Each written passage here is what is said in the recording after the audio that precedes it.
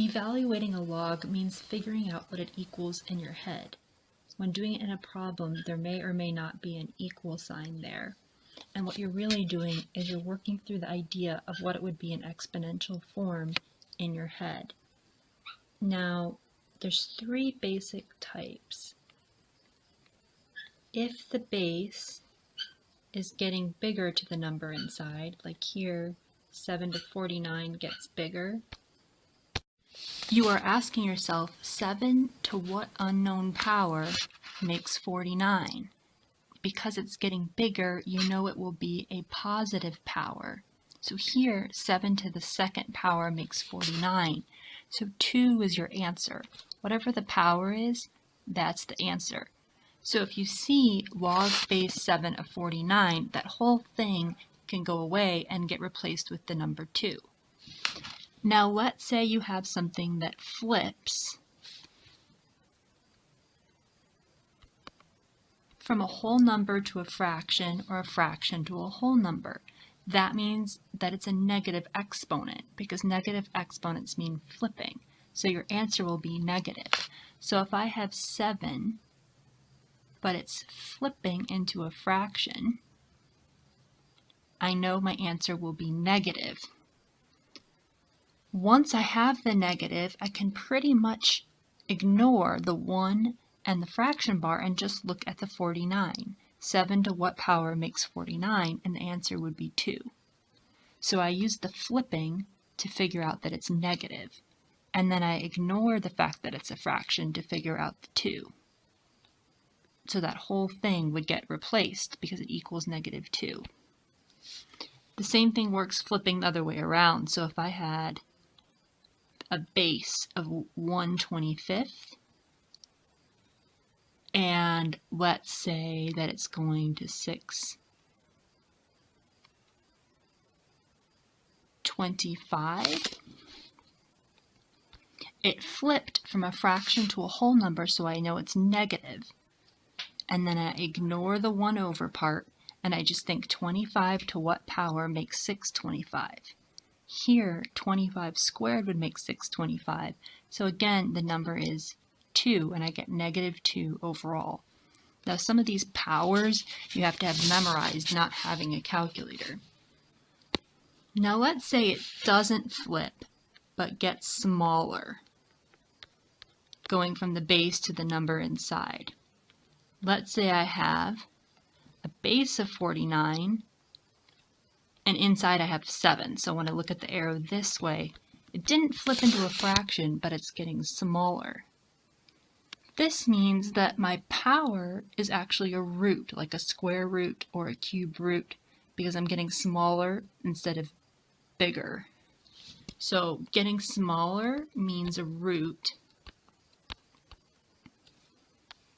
just like flipping means negative. This evaluating stuff is especially important when you don't have a calculator. So here, once I've established that it's a root, roots as exponents are actually fractions. That's why all this is so confusing. So as soon as I see that it's getting smaller from the 49 to the 7, I can put a 1 over. Just like if it flipped, I can put a negative. Then I look the other way around, 7 to 49, and I ask myself, what power of 7 makes 49? The answer is 2, so that goes there, and my answer is 1/2. I can check it by rewriting it in exponential form. 49 to the 1/2 power, does it equal 7? Well, 1/2 means square root, and the square root of 49 is 7. So yes, it checks out. That double checks that I did it right. So let's do one more example of that, because that's tricky. So let's say I have log base 27 of 3. Now it's not the first type, it's not getting bigger. So it's not positive. It's not flipping, so it's not negative. But it is getting smaller from here to here, so we know it's a fraction, 1 over something. Then I look the other way around. 3 to what power makes 27?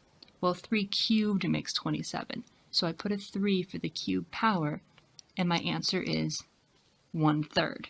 So if I were to evaluate log base 27 of 3, I would get an answer of 1/3, or I could replace it with 1/3.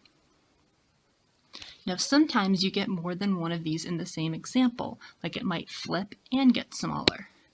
For instance, if I had log base 8 of 1/2, well, it flipped from a whole number to a fraction, so I know my answer is negative because of the flip.